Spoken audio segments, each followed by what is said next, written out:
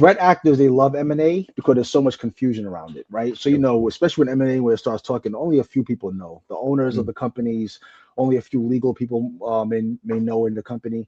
But, Joe Schmo at the bottom in accounting may not know, hey, that this is going on. And even if it's heard and announced of the M&A activity and what's happening, they may not know the details of it. So now they get a message from the CFO that says, hey, I need this from you, and they go ahead and provide that because they're nervous themselves. They don't want to look bad in front of the new CFO.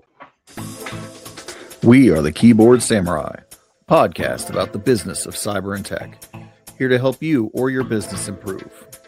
Here's your host, Will Clue. Let's hack into it now. Hey everybody, welcome back. Another episode, Keyboard Samurai. As always, do the like and subscribe, all that stuff to help the channel out. Today we're gonna have a really cool conversation. Once I met Orville and I found out what he did, I was like, oh cool, we haven't talked about that before. So Orville, why don't you give us the 30-second spiel of who you are and why we care? Okay, my name is Orville Williams. I'm the VP of Cybersecurity and Risk for the Trillin Group, and I just handle all the securities enterprise-wide. We have about 14 partner firms that are underneath the Trillin Group umbrella, so I handle cybersecurity for all 14 firms, and we have more coming. M&A life, right? M&A life, yeah. Which is what we're going to talk about. So, and I know, like, I've worked in enterprise, mid-market, and small business, like, all over, and I know M&A is, like, it's big in all the areas. But I had experience with like firms like yourself probably where they're, hey, Will, I need a strategy to do M&A, right? Because I'm the CISO and I find out after, like way beyond letter of intent, like we're like the deal, like the board saying, hey, we bought this company, go do an assessment. No, understood. Definitely. So is that the world that you're living in then? Well, somewhat. I think the thing about it with the Trillin Group in general, that's always been the complaint as far as IT. They're the last to know, right? So everything goes out. IT doesn't know, security doesn't know. But the great thing about Trillin Group is when they do their M&A and they're looking for it, they try to keep us in the process as best as possible. Trying to keep us close to where our goal is to actually within 30 days from closing to kind of make do and migrate these into our networks and things like that. So it's good that we have an eyes open on what's going on, where our downfalls may be, where our pitfalls, the guardrails that we have to look out for, small things like that. But we're kept in the dark for most of it, but then we do get a little bit of light, that we shine on than mostly than others do. But we tend to work a lot with our integration team, so we kind of know what's coming down the pipeline. If there's possible questions we need to ask, and we go through some cybersecurity questions that they need to just complete and make sure that we can get them at least to a baseline. Right now, for like everybody listening on the side, like what are some of the biggest things that I think cybersecurity leaders, and I think honestly, I love to talk to the business leaders, like the CEOs and COOs and the board. Like, what are some of the things they need to think about when they're doing this M&A to be like, oh yeah, hey, the cybersecurity folks are going to want to know about this, or maybe we need to bring them in sooner for it. Like, what are those gotchas for those folks? Yeah, see, a lot of it will come from, a lot of people say, okay, well, cybersecurity is IT based, right? But there's things that happen and that come from the business itself that you need the business to help, right? So things like life cycle of actual equipment, things like that, you deal with. These are companies that are smaller companies that are being acquired by bigger firms, right? So you have these small companies that ran as mom and pop shops. So because they ran as mom and pop shops, licensing may not be correct. Hardware may be like, hey, it's not broken, right? Why fix it? It's that 10-year-old server that's been running constantly without updates and things like that. Windows NT's running, and it's like, hey, everybody's working fine. But you see little things like that where it can cause we have to put out some type of nuance to make sure that everything is legit and everything is good, and we can go ahead and transfer and transition them over into our network. So you have the little gotchas there that happen from time to time. Yeah, the transferring them into the network, I think, is a part they probably think is going to be easy. But to your point, well, they're using pirated Windows, devices or whatever, or they've just they went to Best Buy and bought a bunch of laptops, Exactly. Like they don't have OEM counts on them, things like that. It's one of those things where you don't realize how much a company's not up to cybersecurity baseline, and you see that, right? But one thing I've asked, I asked one of the M&A chiefs that kind of handle it, like, it would anything of change, right? If you have a client, or you have a company that, let's say, for instance, they don't meet cyber requirements, they're real low, does that change the deal? The answer is no. So really, see, yeah, and I've had conversations with some other people, like, mhm. and made that case for, well, let us do the assessment first, and then you can understand what the cost of integration is going to be, and then go back to the table for it. Right? Well, I think one of the great things that they do is they bake in some of those costs initially, right? So hey, listen, this deal, just hypothetically speaking, this deal may cost us $1 million, but if we have over $200,000 worth of hardware and licensing that we have to go ahead and correct, that could probably come off that top, and kind of sell it for less, and then get it for less than the amount we covered. But we try to bake those in automatically to try to cover somewhat, because if it's a good deal, it's mostly a good deal overall, and it may be just some hardships like hardware, legacy hardware, and things like that being in the environment currently. Yeah, I mean, legacy hardware, obviously, but one of the things I always talked about is like the introduction of more risk. Yeah, yeah. And it does, yeah. The introduction, that's exactly right. With legacy hardware, you just added more risks to your already wide layer of risk, right? You're just adding more to it, but it's everywhere. Legacy hardware is everywhere. It's, you have the system admin who put something into place 5 years ago, and no one wants to touch it because they know that, hey, this guy put it in place, and if we touch it, it might break something. We don't know what it breaks, but it's going to break something. So those things are, legacy hardware is probably one of the biggest challenges of M&A and cybersecurity. Yeah, one of the biggest challenges is legacy hardware. Absolutely. Like, I can think of, like, having worked in the manufacturing space quite a bit. There's a lot. Everybody's like, oh, it's air gap. No, it's not. Some guy plugged in a Windows box 15 years ago, and it's directly connected to the Comcast line or whatever. Yeah, of course. Why change it, right? It's not going anywhere. It's working. It ain't broken. Working, and it's fine. Though, yep. So what about what about that okay, so we've talked a little bit, both to the business and CISOs about, hey, this is what to look for and think about. Now, what about that integration process? Like, what's a reasonable expectation for it? And I'm sure there's some complexities to that, right? Yeah, there are many complexities to it. A big thing about the integration process is communication, right? Because you have a set of new employees now that don't know what needs to happen, what needs to be done. They're used to working the way they work, and now coming into a new environment, things work a little different, right? There are a lot of things that are same, especially in the AEC firms. There's things that are same, but there's a lot of differences within different firms. So a lot of it is communicating, making sure we have those, making sure everybody has the emails they need, the data they need, and having that all come over and transition. And I guess communicating again and making sure that when everything does come over, that we have something set up to triage different problems, and like if data is not there or something is not located where they think it should be. What's the timeline for that usually? I mean, it depends. Usually our timeline, we like to be migrated within a 30 to 60-day time frame. Have it migrated out, so it moves pretty fast as far as from when it's decided, the time of close. Right. So it tends to move pretty fast. Now you can go a little bit longer with different things that need to be done, but ideally within 30 days, we expect to be at least in the same tenant and have some sharing that's going amongst, some work sharing that's going amongst the staff and things like that, working on different projects that may happen from time to time. Usually when we have some M&A activity that comes in, they're working on similar projects, and that could help.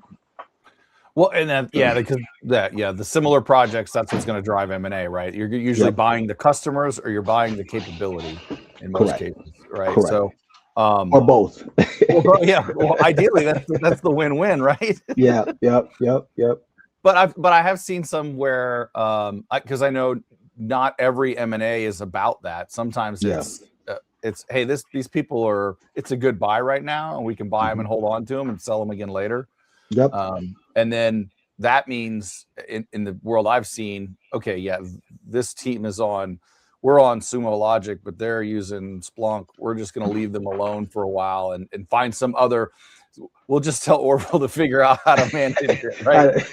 There is some of that, right? Some of that does happen at time, and it's just a lot of it is timing, right?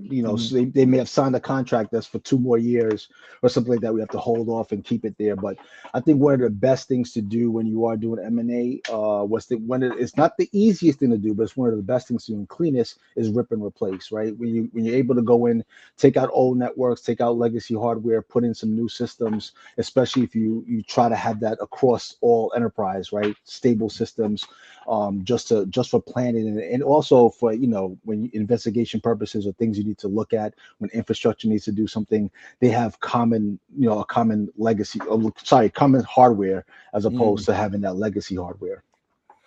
What's the what's the ideal process? Like, how do you recommend, like, once that, okay, we've got the company, like Orville's brought in, it's time to assess, or I'm assuming that's what you do. So like, what's that process you do to get them integrated, or to get them from, hey, we just bought you, to now you're part of us? So now, yeah, well, we try to go through things like we use like email security initially when the minute that's the discussion is there that, hey, it's going to be there and we can go and close on this. We try to do that first as a first layer. We get the security going through our system. We're able to check to check and make sure that they're not getting all these phishing attempts and phishing emails and all these emails. And that's usually when you start finding out a bunch of stuff that's going on in the environment, right? And then, of course, you want to get them to a baseline security. So if we want to make sure they have EDR, right? We want to make sure that they have MFA. And those are one of the things, too, coming into our tenant, they will come in with MFA as well. So they're little steps that we take and little check boxes that we check off as we get them to that point of the 30-day close. And then even there may be some things after the 30 days that we need to address, but it just depends on where they are. And especially with whatever legacy hardware they have, if that needs to be switched out, because that usually is handled from infrastructure, and that can take some time, just depending on what needs to be done. And it's all about the timing, because a lot of it, I would like to say that M&A is pretty cookie cutter, but you get a different variety of people, right? You may have a firm that's similar to another firm, but it's definitely a completely different firm, and you have new people to deal with and new legacy hardware issues to deal with and things like that. M&A is cookie cutter, but it's a different flavor cookie. It's a different flavor. It's a different flavor cookie every time. It might be cut and look around, but it's going to have a different taste. It looks like chocolate chip, but it's oatmeal. A little undercooked sometimes. Some undercooked, and undercooked is not bad. It gives a little doughy taste, but no burnt ones. Too undercooked. No burnt ones. We don't want those. Those are bad. But I have seen those, so this is definitely there. Well, and so yeah, that's the I guess there's some process to make sure hey, they're not already breached or something like that. Yeah, right? that's a big thing. But again, you're going from what's being told to you, and sometimes in the system, I think like AI now, with the big things in AI, those are some things that we can start finding out by being able to go out there, use AI to find what's out there, what legacy hardware is out there, because it's easy to ask a question, hey, do you have any legacy hardware? And somebody might say no, because everything's working great and it's good for what we want. So, but actually it is legacy hardware, right? So having like AI tools, being able to find those things and look for different different networks and different VLANs and different things within the environment, it really helps. Yeah, I love that, because it lets me speak about something I talk about constantly, which is asset management and asset visibility, because so many people don't have it. And just like you said, I don't think I've ever gone in to assess an organization and they've been like, yep, here's everything, all my data, all my assets, all my data flows, my owners, the priorities, BIA's done. Yep. No, you're right. It's you think, especially you may have a checklist that you go in and something else is always added to the checklist for extra, right? You ask someone, hey, have you all been breached before? It's like, well, if you're asking someone that's only been there for 5 years and a breach happened 6 years ago, their answer is going to be no, right? So it's those things are difficult, but you do get through them. Hopefully they're telling the truth as far as what they are, and we can check and verify those things. And if in fact, the good thing, if they don't have a breach, that's great. If they do, there's ways that we can work around it and make sure that they're coming into an environment very safe. Yeah, clean it up before you get there. And again, like that's the thing. I've done it. I've done the whole build a program thing from we gather assets by interviewing every single department and asking them how they do it. And then I've also been able to like plug in a tool and be like, shoot, here it is. We've got it all right. So there's different flavors of it. Yeah, of course. It's kind of nice though. Sometimes I think talking to the business and talking to the people really helps because it gets you a line, especially when they're being completely honest about what's going on. It gives you a little bit of window into the soul of what's the soul of the network and what's going on and how long has it been, and there might be some things in here that no one's talking about. I gotta think that happens a lot where somebody gets M&A and they're like, all right, now we have a real boss with some pockets. Hey, this stuff is all screwed up. Can you guys fix this? Well, once in my life of doing some of these M&A things, there was one we discovered. It went through everything. We did the cutover and everything, and then all of a sudden, these people were having these VPN issues, and it was a VPN that they were using that we had no idea was there. It was, I don't know how it didn't come up, how it wasn't fixed. And we have a VPN section, but they had like I think 2 VPNs or something, and I guess this one was one that there was only a select amount of people that use, and it was a legacy one. So it was, those people cried after the migration, but we were able to get it fixed and regulated. So shadow IT, which is shadow why IT, visibility. Yeah. I will say, if I go back to my early sysadmin days, when it was like, well, what's the server do? I don't know. Unplug it and see who yells. I remember those days. See, and those days were a little bit better because not many people yelled, but the right person would yell. And you're like, okay, but you do that now, you can have a whole section yelling. You take down the whole, like the whole company. Yeah, you mentioned it in the beginning, and again, something else I harp on, like cybersecurity is not IT; it's the business. Like there probably are a few businesses, but for the most part, every business is running on technology, and therefore that technology is part of the business. So cyber risk is business risk, and that means you have to treat it as such. You have to pay attention to it. Everybody needs to be a part of it, from the employees to the business to the IT folks. Everybody has to be a part of it and keeping it safe, because all those different possible gaps can cause a problem later on and cause a problem for everybody, not just one. So without giving away any NDA information or anything, like, what's the craziest thing you've seen doing all your M&A time? The craziest thing I've seen is I've seen money leave the organization because the company being bought did not know all that was there, did not know the people that was there. So person wasn't there. They thought it was from that person, sent money out the door, and we spent some time trying to get that back and try to alleviate that. But that's the craziest thing I've seen. And we, that was a communication issue, and communication I think has gotten a lot better. But it's very important that because threat actors, they love M&A because there's so much confusion around it, right? So especially when M&A, where it starts talking, only a few people know. The owners of the companies, only a few legal people may know in the company. But Joe Schmo at the bottom in accounting may not know, hey, that this is going on, and even if it's heard and announced of the M&A activity and what's happening, they may not know the details of it. So now they get a message from the CFO that says, hey, I need this from you, and they go ahead and provide that because they're nervous themselves. They don't want to look bad in front of the new CFO. And turns out that it's a threat actor. So those things have to be putting checks in places, checks and balances, just to make sure things like that don't happen. Yeah, that from an attacker perspective, that is one of the ideal times to do. Like, you don't even need a business email compromise. It's just, oh, this is the perfect time to do a phishing campaign around the M&A. And I can imagine deep faking would just go crazy, like, because you wouldn't even have to be that good at it, because you just need to be able to look like the person who from the company that's getting bought, and they wouldn't even know. And all it takes is one or two people to jump on it and just do something and make it without even asking someone or doing that. That's why they may send it out to 1,000 people. If they get 1 or 2 hits, they're happy with that. So yeah, it doesn't. It's 1 or 2 hits is all they need, and that's all. This is not an M&A thing, but like, this is something that I just kind of, 26 years I've been doing this, and it really finally clicked to me, because I would get all these terrible, terrible phishing emails, right? And I'm like, come on, man, they have AI now. Like, why aren't these better? And I talked to a buddy of mine who does a lot of pen testing. He's like, they want the lowest common denominator. They know you're not going to fall for it. Like, I submit stuff that's legitimate that's phishing because it looks a little bad. They want somebody who's going to miss those arrows because they need them to do the next 3 steps. And I was like, next 3 steps. Yep. They need them just to handle it. And those people who miss that first initial will do the other steps all through until some point they may realize themselves like, oh, this is, but it might be too late after that. Yeah, usually after they're like, wait, I gave credentials and nothing happened. Hey, IT.